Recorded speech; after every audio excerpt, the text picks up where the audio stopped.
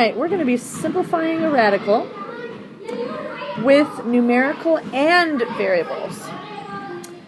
And so let's do one. It's going to be easier if we just do one by doing one, okay?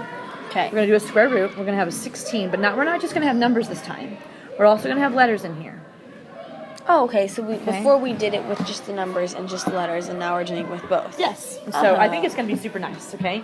So we could think of this as the square root of 16, and the square root of x to the third, and the square root of y to the fifth, okay? You wouldn't have to write it like this, but you can just for visualization. So what's the square root of the 16? 4. And the square root of x to the third? This is going to be x squared. Okay. And do we have some left over? We have 1. Okay. What about the y to the fifth? We're going to have to the 4th with 1, right? Not to the 4th, squared. Yes.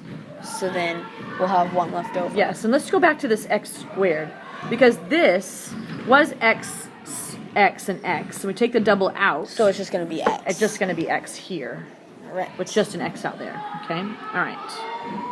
So, is that how you do that? yes. Oh. Okay. Let's do another So one. let's do another one. We have the square root of 12, x to the 4th, y to the 5th. Okay? Okay. And so back here, what we do is we noticed we had 3 of them. We took the double out and kept it as a single, and then we get what's left over, right? Right. Basically, we're taking half of 3, which is 1, with a remainder of 1.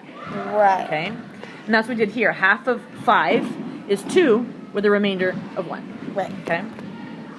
So does 12 have a square root? No, so we're going to have to do half of it with a remainder of 1, right?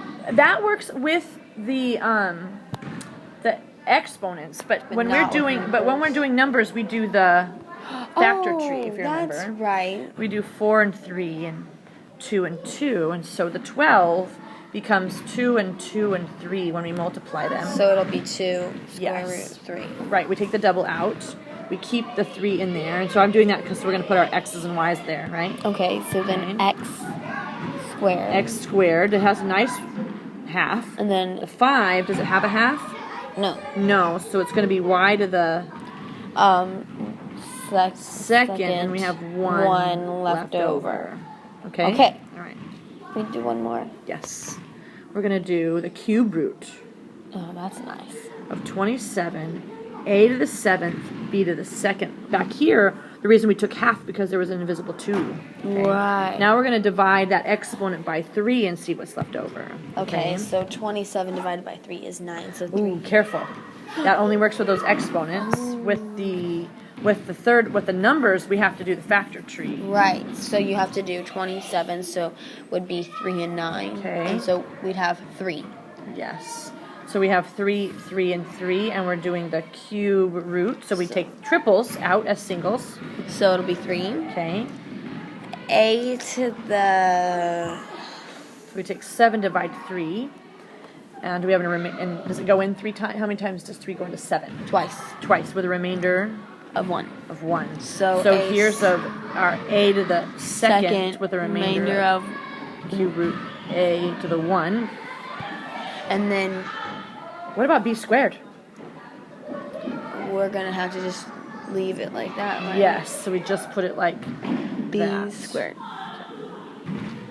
Okay. Okay, normally we'd probably scoot it over a little, but no big deal. Okay.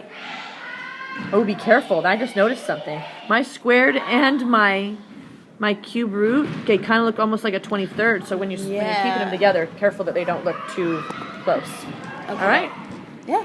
We're simplifying radicals with a numerical and variable factors, and so here we go. That's it. All right.